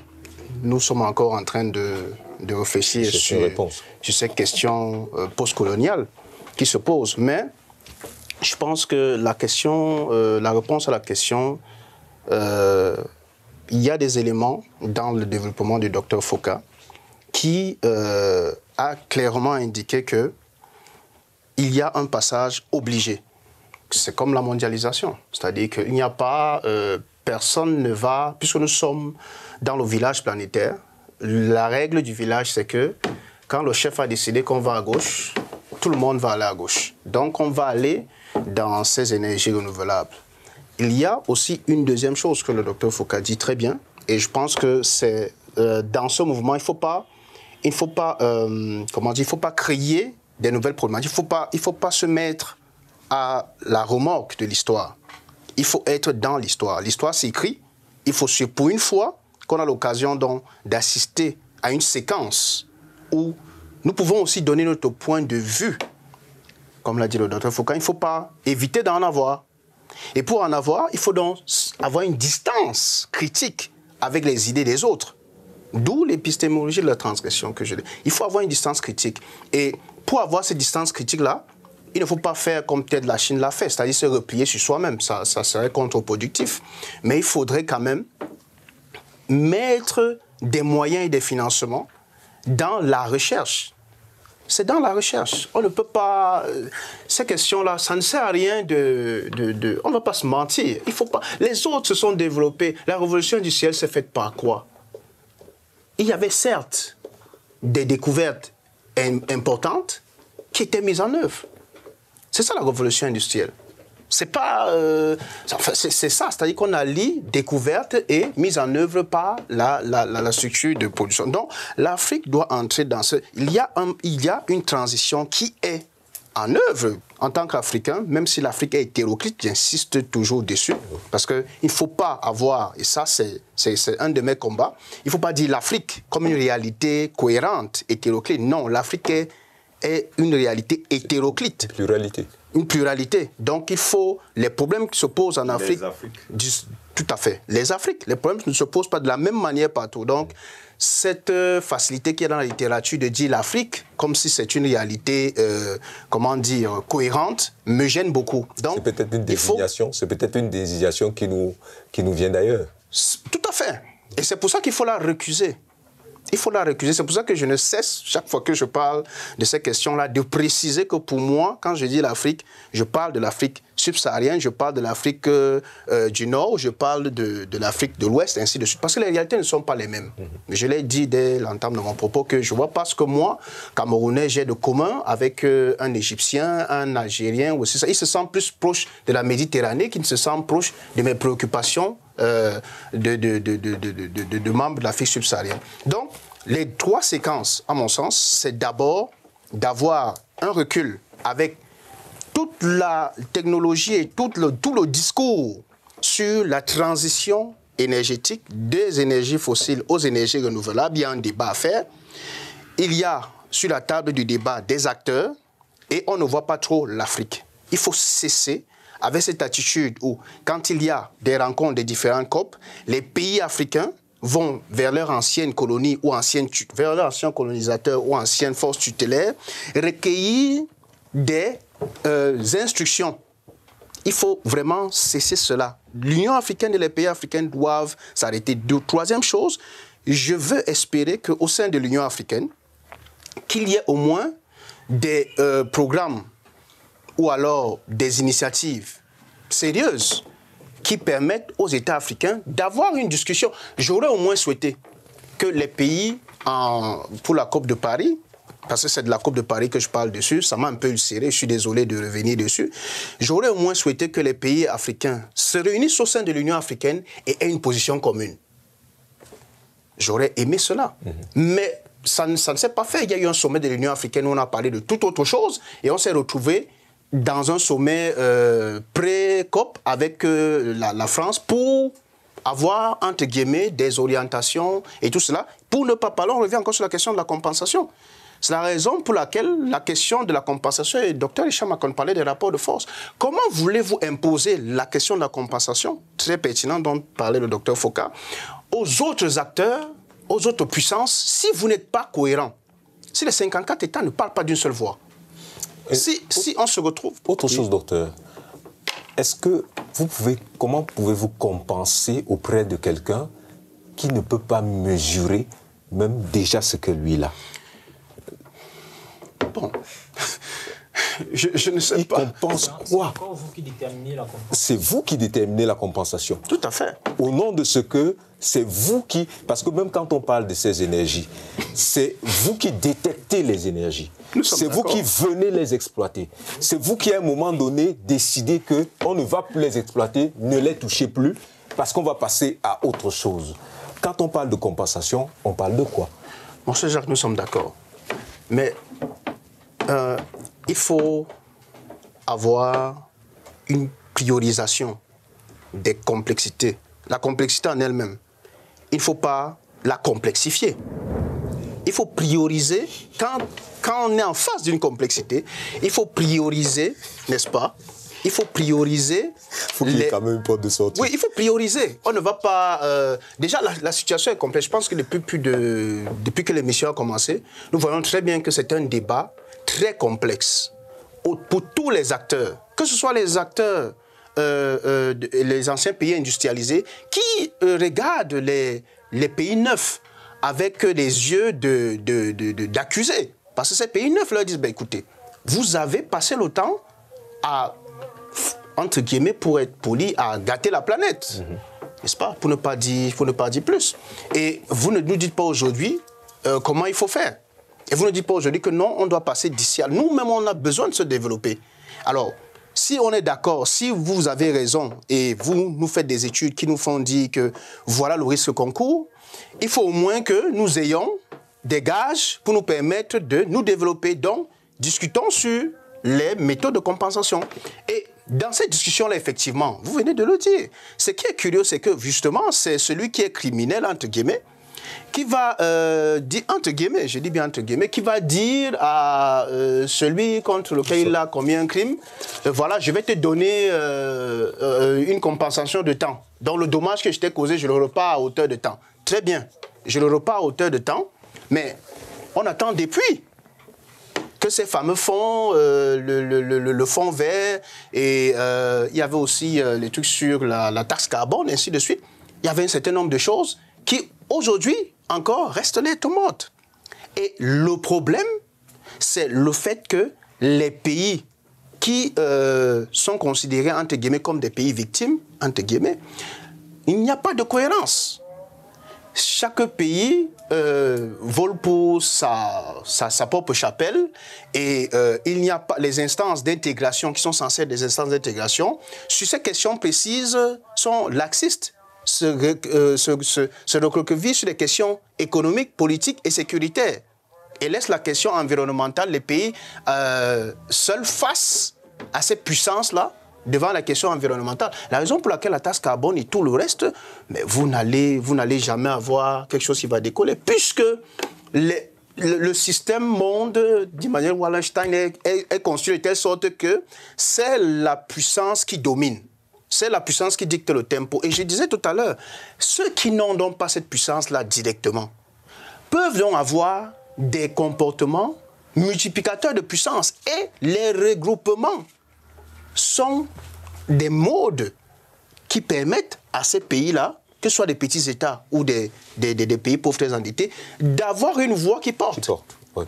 Le CIO n'est membre observateur aux Nations Unies que parce que le CIO a derrière lui plus d'une quarantaine de fédérations sportives internationales puissantes et un lobby sportif puissant qui permet au CIO de venir comme membre observateur des Nations Unies. Mais les autres, on ne réinvente pas les relations internationales. C'est comme ça, l'acteur rationnel, il est rationnel dans l'espace international parce qu'il connaît, en mettant en œuvre la théorie des jeux, faire des alliances stratégiques et essayer de se retrouver dans des situations où, s'il n'est pas monopoleur, il essaye d'avoir des alliances qui permettent qu'il puisse parler aux monopoleurs et avoir quand même, ne serait-ce que voix sur la table. Parce que le problème de fond, c'est d'avoir sa voix sur la table de discussion. Pour l'instant, l'Afrique n'est pas encore sur la table de discussion. Il faut être sur cette table, même si c'est pour dire des choses insignifiantes, il faut être sur cette table pour se faire écouter. Monsieur le spécialiste du droit des investissements, quand on écoute tout ça, on a l'impression que bientôt on n'aura plus rien à vendre. La fin des énergies fossiles, qu'est-ce qui nous restera si ces énergies fossiles sont quand même fondamentales pour nos budgets, pour notre fonctionnement? Qu'est-ce qu'on fait après? Comment est-ce qu'on envisage l'avenir de notre marché? Comment est-ce qu'on fait pour exister dans le monde? Sur quoi est-ce qu'on investit? Ou alors, comment est-ce qu'on s'investit? Je sais que vous aimez le concept. Je pense que l'après-énergie fossile ne peut pas être catastrophique. Pour la simple raison que, avant les énergies fossiles, le monde a existé. Je me souviens, il y a quelques heures, nous avons eu une coupure de 7 heures. Il n'y avait pas moyen d'accéder à WhatsApp, à Facebook, et le monde s'est senti totalement en éclipse. De nombreuses personnes ont perdu le sommeil et étaient totalement désorientées parce que le réflexe initial aujourd'hui, après 5 minutes, c'est regarder si on a un message WhatsApp. Ou si on peut participer à une guéguerre sur Facebook. On est devenu totalement dépendant de ces instruments qui n'existaient pas il y a 20 ans. Le monde va évoluer, demain il y aura les énergies renouvelables. Moi j'en connais, des amis, j'ai conduit la voiture d'un ami, Emmanuel, qui était ici avec nous il y a quelque temps, Emmanuel Niek, qui roulait avec une Mercedes totalement hybride. La sensation est la même. Seulement la source d'énergie a changé. Ces énergies arrivent, elles commencent déjà à prendre place et qu'on le veuille ou pas, un jour nous allons envisager le véhicule à moteur gasoil comme la lampe tempête. Aujourd'hui, il y a des gens qui achètent une lampe tempête simplement pour se remémorer de ce qu'elle a été. C'est-à-dire que c'est un objet de préhistoire que l'on achète pour garder. On pose parfois sur une table très moderne, on pose une lampe tempête comme un instrument de décoration. Elle a marché au pétrole. Voilà. La Grande-Bretagne a résisté longtemps parce qu'elle était parmi les premières puissances Elle a été pendant longtemps une des grandes puissances industrielles au niveau européen. Elle a dominé l'économie européenne pendant des décennies avant que l'Allemagne ne prenne le leadership 2 décennies après la Seconde Guerre mondiale. C'était l'industrie britannique qui reposait essentiellement sur le charbon. Et vous avez vu comment le démantèlement des mines à charbon a créé des remous sociaux et a fait tomber des gouvernements entiers en Grande-Bretagne il y a encore quelques décennies. Parce que la transition énergétique crée des déclassés dans les sociétés développées, comme chez nous, elle entraînera des déclassés demain. La grande réflexion aujourd'hui, et je suis formel dessus, c'est la définition d'un modèle de développement. Parce que dans le modèle de développement, vous avez les processus de production. Si vous estimez que dans votre modèle de développement, vous opérez une sacralité du vivant, vous ne pouvez plus polluer votre environnement comme vous voulez, vous êtes obligé de respecter votre environnement. Regardez ce que l'exploitation de l'or est en train de causer dans toute la partie de l'Est Cameroun. Regardez comment les mines d'or ont bouché une bonne partie de la KDI, parce que je suis un enfant de la KDI, et a entraîné la mort de nombreux hippopotames. C'est un véritable dégât, c'est une véritable catastrophe environnementale et écologique que la KDI est en train de vivre aujourd'hui à cause de l'exploitation de l'or. Nous devons nous demander aujourd'hui si l'exploitation de ces métaux, de ces richesses-là, n'a pas de conséquences sur notre propre environnement et finalement sur le vivant. Si nous bâtissons un modèle de développement qui sacralise le vivant, nous sommes obligés, même, avant même que cela nous soit imposé, de réfléchir sur les types d'énergie qui sont nécessaires à notre modèle de développement. Et évidemment, la question de la recherche, la question de la connaissance, la question du savoir devient une question fondamentale. Le gouvernement a créé, il y a quelques années, une faculté de mines qui dépend, je pense, de l'université de Ngaoundéré. Et je crois que c'est dans ce type d'initiative qu'il faut aller. Il ne s'agit pas d'avoir un regard rétrospectif sur la question des mines, mais avoir une réflexion avant-gardiste qui va au-delà des mines d'aujourd'hui en se demandant ces mines qui vont finir demain, comment anticiper. Je crois même qu'il faut penser aujourd'hui à des facultés, à des écoles sur les énergies, une école sur l'énergie. Parce que nous ne pouvons pas aujourd'hui, par exemple, envisager le débat sur le nucléaire. Je voudrais vous rappeler que lorsqu'on a signé les APE, parmi les produits qui entrent sur notre territoire en franchise de douane aujourd'hui, il y a les déchets nucléaires.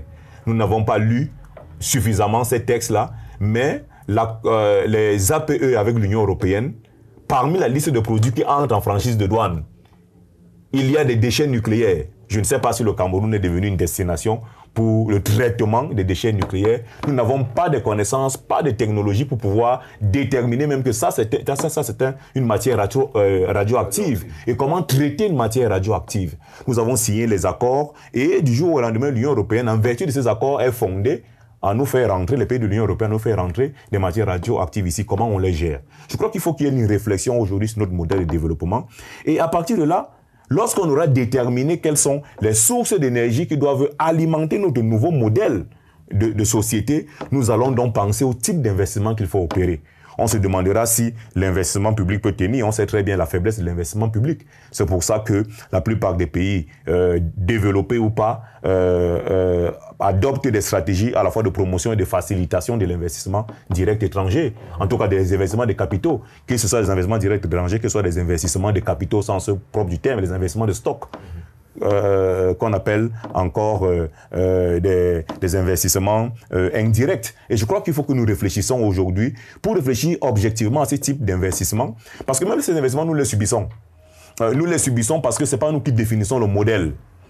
Nous voulons exploiter du pétrole parce que le pétrole permet de lever rapidement les moyens nécessaires à la composition de nos budgets.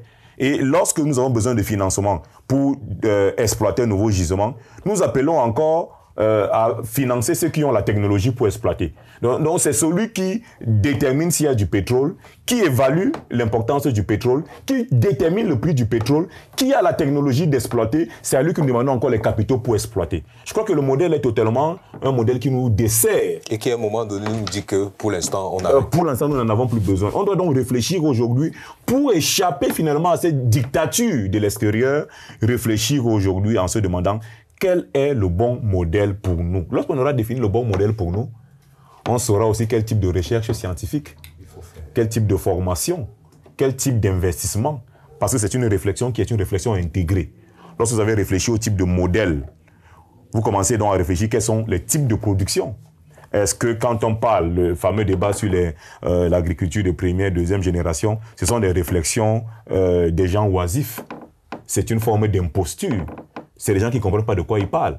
Tant que vous n'avez pas posé la base, que c'est de la définition d'un modèle de société. Nous voulons une société verte. Ah bon? Alors il faut une démocratie verte, il faut une éducation verte, il faut une santé verte. C'est un modèle vert que vous proposez parce que c'est la vision de votre société. Vous pouvez dire que non, notre modèle de société sera encore bâti dans les 20 ans à venir sur le tout énergie fossile. La fin de l'énergie, les énergies fossiles, la fin c'est à partir de 2030. On a encore 10 ans. On peut dire que dans les 10 ans à venir, on fait le tous azimut énergie fossile, on a le droit. Et même lorsque on aura atteint 2030, la fin ne sera pas en 2030. On considère 2030 comme étant un curseur, en plus ou moins. C'est à nous de définir notre propre modèle. On peut être dans la totale transgression, en se disant que nous, on ne sort pas de l'énergie fossile. Et maintenant, il faudra qu'on définisse les moyens de résistance, en se disant que nous n'allons plus utiliser leurs véhicules. S'ils disent aujourd'hui qu'ils ne produisent plus de véhicules qui vont utiliser le pétrole, qui vont utiliser l'essence, nous, on va les produire ici et ces véhicules vont seulement circuler chez nous. C'est des choix. Mais pour ça, il faut déjà y réfléchir. Nous sommes aujourd'hui inexistants au niveau de la réflexion de la proposition. Sur la table des négociations, nous ne sommes pas là.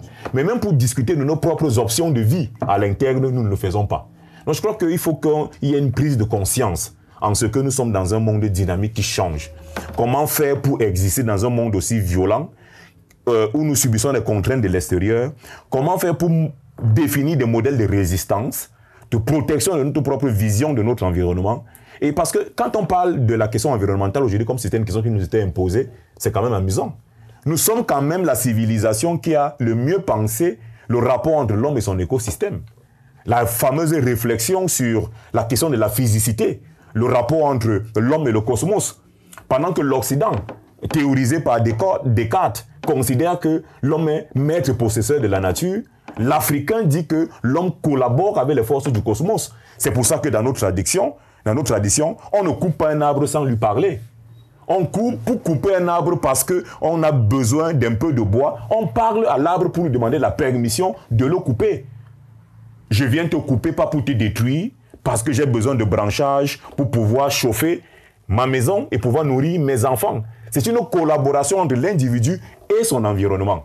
On ne va donc pas couper un arbre entier, on va couper des branchages parce qu'on veut prendre quelques branches pour faire du feu de bois. Nous sommes la civilisation qui est le plus intelligente au rapport entre l'homme et la nature. Et nous parler aujourd'hui de l'environnement en termes d'éducation de l'Afrique à l'environnement est en réalité une imposture. Et je crois que nous devons avoir la fierté de dire nous avons le meilleur rapport à l'environnement. Et à nous donc de définir aujourd'hui un modèle de société qui tient compte de ce que nous ne sommes rien sans notre environnement. Chez nous, l'être ne meurt pas. L'être mute. Le grand-père d'aujourd'hui peut être l'arbre demain. Donc nous ne pouvons pas détruire notre environnement parce que notre environnement est le prolongement du vivant.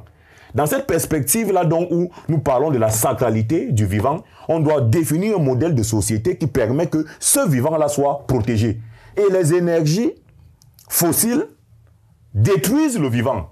En tout cas, on doit les utiliser dans une proportion assez limitée pour permettre aux autres énergies qui sont plus en phase avec notre idée de collaboration avec le vivant puissent être le plus mobilisés dans notre activité de production et d'utilisation des énergies. Je crois que c'est la réflexion fondamentale dans laquelle nous devons entrer aujourd'hui et nous ne devons pas faire l'économie de la réflexion. Et partout où on réfléchit, l'Afrique est absente. Et je crois que c'est ça qui est la véritable interpellation à la fois pour nos sociétés, pour nos pouvoirs et pour nous-mêmes en termes de singularité.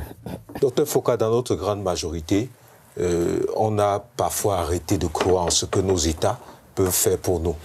Et maintenant, dans ce dernier tour de table, j'ai bien envie que nous parlions à l'étudiant qui nous regarde, au chercheur qui nous regarde, à l'investisseur qui nous regarde.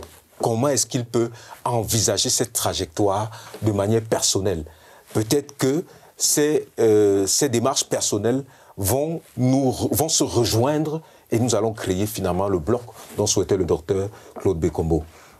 comment est-ce que disons-nous aux chercheurs, quelle orientation donner à notre avenir, personnellement d'abord, et ensuite comment est-ce qu'on fait pour se retrouver par la suite et créer un bloc solide qui donne notre voix au monde.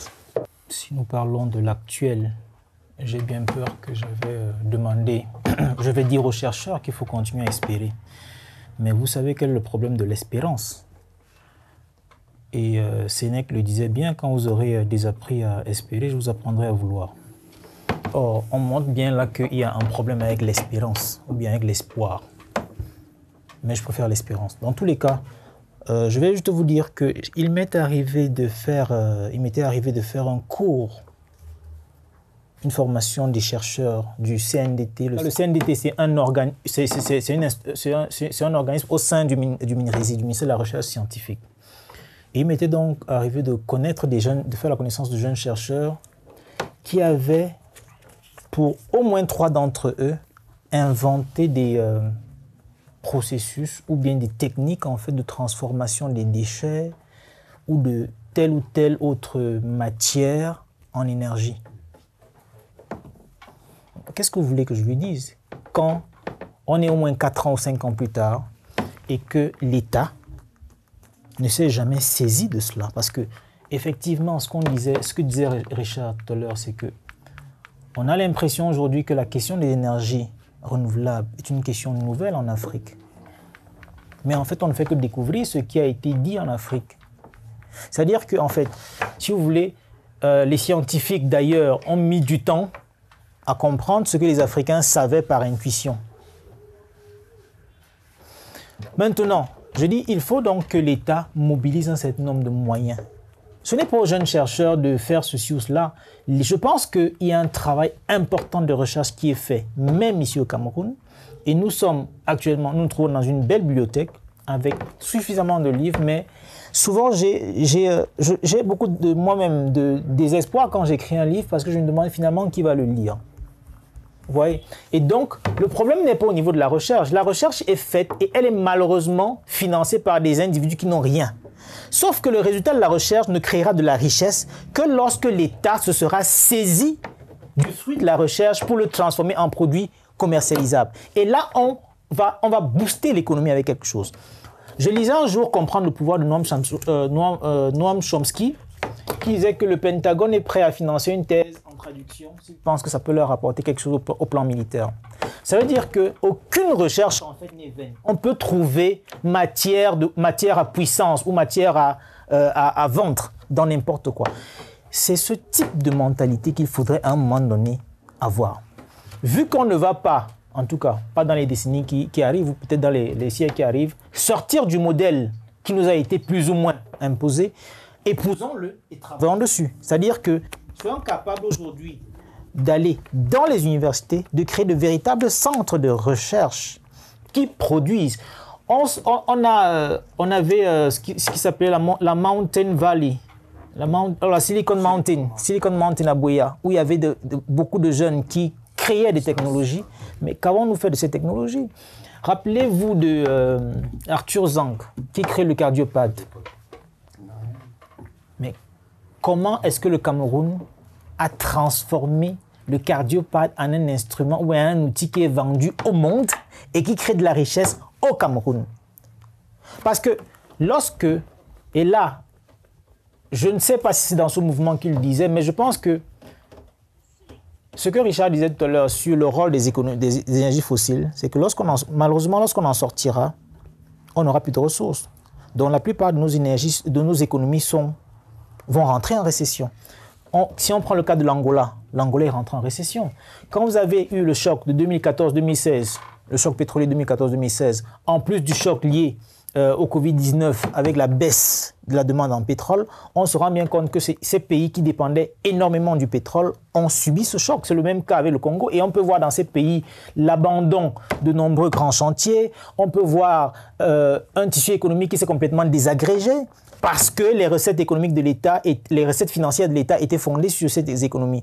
Donc, soit nous maintenons ce modèle dans lequel nous ne comprenons rien et les économies vont cracher en 2030, et nous avons encore 10 ans pour nous ajuster, soit nous faisons donc et c'est un choix, nous faisons dans le tout énergie fossile, nous recueillons le maximum d'argent, puisqu'il y a une légère embellie depuis mai, avec le prix qui est remonté à 70 dollars le baril, nous faisons le tout et nous prenons l'argent qui est là. Et au lieu de l'investir dans l'infrastructure, nous l'investissons dans la recherche et dans la transformation des produits de la recherche en outils vendables pour stimuler l'économie des services, l'économie des technologies, l'économie du tourisme, l'économie de l'agriculture, l'économie des savoirs, l'économie des connaissances.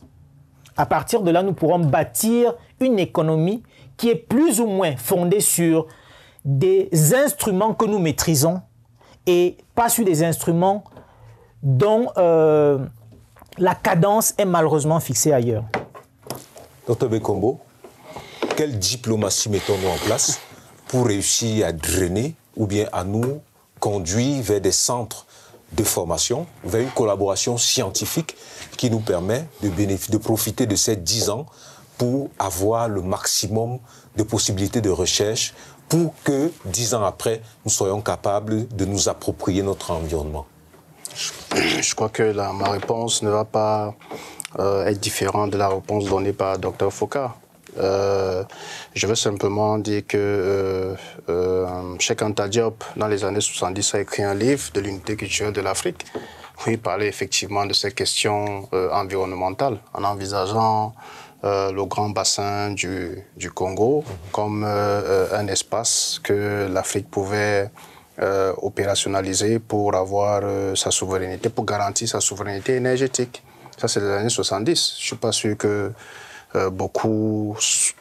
que son livre ait eu un grand succès ou que certains ont réfléchi de manière profonde là-dessus. Pourtant, il y a des idées très claires sur comment est-ce qu'on doit opérationnaliser ce bassin du Congo. Rappelons même qu'il a même identifié des pôles, des sources d'énergie par pays et montré comment est-ce qu'on peut fédéraliser tout ça pour en faire. Le docteur Foka a raison, qui en parle, qui l'a lu, qu'est-ce qu'on a fait de ce livre, qu'est-ce que l'Union africaine a-t-il feuilleté ce livre?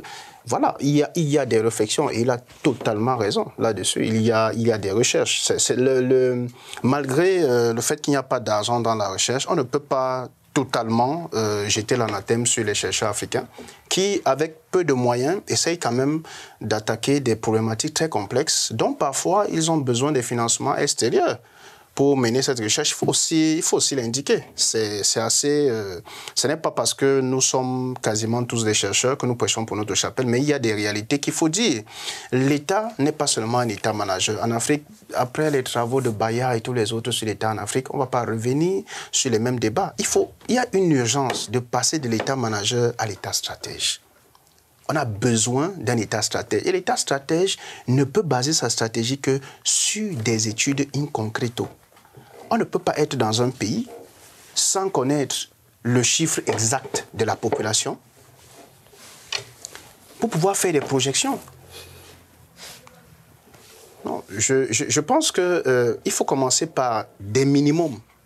C'est-à-dire qu'il faut faire une rupture épistémologique. Elle est urgente. Elle est urgente, surtout pour nos États d'Afrique subsaharienne, parce que on ne regarde pas un État particulier quand on dit ça. Il faut vraiment que l'urgence du passage de l'État manager à l'État stratège, on en a besoin. Merci, Dr Bekombo. Dr Chamakon, peut-être que la diaspora pourrait nous sauver en tenant compte du fait qu'il y ait parmi elles des formations parfois suffisamment compétentes qui pourraient venir se greffer à notre idée de progrès social. La diaspora ne peut sauver personne. C'est un pouvoir, parce qu'il est devenu effectivement stratège, qui peut connaître quel usage il va faire de ses ressources. Il y a évidemment dans notre diaspora des fines fleurs de l'intelligence, des gens qui ont des formations et des capacités diverses, mais qui ne pourront donner le meilleur d'eux-mêmes que si, justement, les différents pouvoirs comprennent quelle est leur importance et soient dans une logique d'utiliser le meilleur. Et il y a de nombreux Camerounais qui n'ont pas eu besoin de s'immigrer pour être extraordinairement compétents, qui sont donc sur le territoire national mais qui ne sont pas utilisés. Et donc, si ceux-là déjà qui sont à portée de main de pouvoir dans nos différents États ne sont pas utilisés, ce n'est pas la diaspora qui le sera. Je crois que la diaspora est très utile, mais elle est aussi utile que ceux qui sont sur le territoire. Il faut donc que l'État soit justement dans la logique d'un État stratège pour comprendre qu'il faut utiliser ces différentes ressources. Et c'est l'État stratège qui bâtit une vision de développement. Quand vous lisez l'histoire de la plupart des sociétés que nous analysons aujourd'hui, comme des parangons, comme des modèles et des référentiels, d'ailleurs pour nos propres modèles, ou lorsqu'ils existent d'ailleurs, vous allez toujours voir qu'il y a eu des figures particulières, des leaders qui ont incarné une vision, et vision qui continue à produire des fruits aujourd'hui. Que ce soit la Chine, vous êtes obligé de parler de Mao, comme celui à qui on doit la révolution culturelle, et finalement la Chine, telle que vous avez noté les Deng Xiaoping, mais davantage Mao, comme étant une figure sublime. Lorsque vous parlez des États-Unis, vous êtes obligé de parler d'un Roosevelt. Vous allez parler, bon, peut-être, après Roosevelt, peut-être d'un Kennedy qui a eu quand même une durée assez restrictive, mais qui a quand même posé des bases fondamentales de la démocratie américaine. Lorsque vous regardez, par exemple, l'Angleterre, vous avez Churchill, qui est incontournable. Lorsque vous regardez l'Allemagne, vous avez Gerhard Schröder. Un peu partout, vous allez voir une figure qui est venue avec une vision de la société en disant « l'Allemagne, voici comment je la rêve ». Voilà. L'Angleterre, voici comment est-ce que je la rêve. La France, de Gaulle, aujourd'hui, même lorsqu'on parle, on est obligé de parler de 3e, 4e, 5e République. Mais c'est la République de... En réalité, c'est de Gaulle, quoi. C'est le gaullisme qui est encore aujourd'hui le référentiel majeur de la société française. Et lorsqu'on veut évaluer la façon dont un pouvoir de droite ou de gauche se positionne dans l'échiquier politique, c'est toujours par rapport à la vision gaulienne que l'on essaie de dire, on est dans le gaullisme, on est dans un néo-gaullisme, où on est en train de mettre en mal le gaullisme. C'est toujours le référentiel à partir duquel on essaie d'envisager la société, que ce soit à Singapour, Lee Kuan Yew, que ce soit en Corée du Sud. Il y a toujours ces différents modèles. Et il faut donc des porteurs de vision, il faut donc une véritable vision, une vision d'une société. Tant qu'on n'a pas cette vision-là, on aura beaucoup de difficultés. C'est parce qu'il y a une vision de ce que nous rêvons du Cameroun. Il y a un politique qui est encore aujourd'hui vivant, qui disait, évoquant un certain nombre de questions auxquelles il incitait les Camerounais à répondre, il y a cette question-là qui est passée dans l'histoire, quel Cameroun voulons-nous pour nos enfants? Je crois que si lui m'avait proposé une réponse à cette question-là, on ne serait peut-être pas là. Quel Cameroun voulons-nous pour nos enfants? Je crois que c'est à cette question-là que tout politique, tout leader, tout acteur majeur de la société civile, de la société politique ou du monde de la pensée doit essayer à son niveau de proposer une réponse. Ça peut maintenant prendre en termes d'intelligibilisation et d'articulation une pluralité de modalités. Mais il faut bien qu'on arrive à se dire quel Cameroun voulons-nous pour nos enfants. Je crois que la question est là. Quand on aura posé cette question, on va se demander quelle énergie voulons-nous pour les Camerounais, quelle énergie voulons-nous pour nos enfants. Voilà, quand on aura déjà dit quel Cameroun nous voulons pour nos enfants, c'est-à-dire quel modèle de développement pour les Camerounais de demain, on répondra automatiquement à la question quelle énergie voulons-nous pour nos enfants. Et en rêvant de l'unité africaine, nous pourrons dire tout simplement quelle Afrique voulons-nous pour nos enfants. Chers téléspectateurs, c'est sur ces mots que nous allons arrêter cet échange sur les énergies fossiles et l'avenir des économies africaines. Vous avez regardé l'émission et nous vous remercions pour l'attention que vous avez portée. Nous attendons vos questions, vos préoccupations et nous allons reprogrammer d'autres échanges sur cette question, bien sûr d'autres questions, et ensemble nous pourrons construire cette Afrique dont nous rêvons tous. Merci Dr Claude Bekombo. Je vous en prie. Merci Dr Richard Macom. Je vous en prie. Merci Dr Frédéric Foka. Merci Jacques. À très bientôt sur Africa TV. N'oubliez surtout pas de vous abonner, parce que chaque fois que vous abonnez, c'est notre Afrique qui gagne. À très bientôt.